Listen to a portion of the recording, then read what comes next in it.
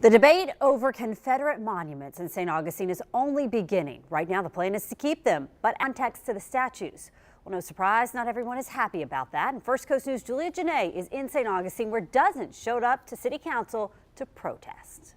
That's right. Law enforcement worked to keep those two groups apart, those supporting and those in opposition of Confederate monuments in St. Augustine and St. Johns County. They packed out the commission hall inside, wanting to hear the latest on what the city agenda calls an item of great public importance.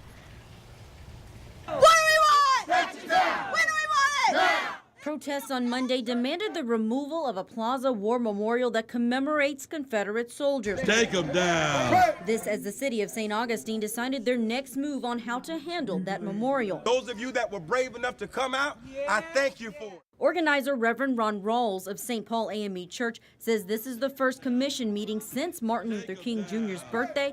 He said it was less about what was happening inside and more about making their voices heard. They're going to pop up. We're going to disrupt the way that they do business. We're going to disrupt their tourism. Inside, city leaders made moves to form a committee to research the history of the war memorial. Mayor Nancy Shaver says they want to fill the gaps. We are history. It's how we define ourselves. And we were very thoughtful and we listened to everyone. In October, the commission voted down the removal of the monument, but Shaver says that's because of why the memorial was erected. There's a big difference, quite frankly, between the memorial we have and the lost cause monuments that are in cities across the country.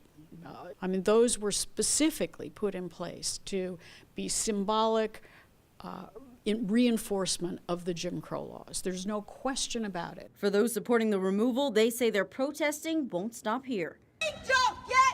Shut it down! And Mayor Shaver told me that they hope that this committee will come back with their research and recommendations by May of this year. For now, reporting from St. Augustine, Julia Janae, First Coast News, on your side.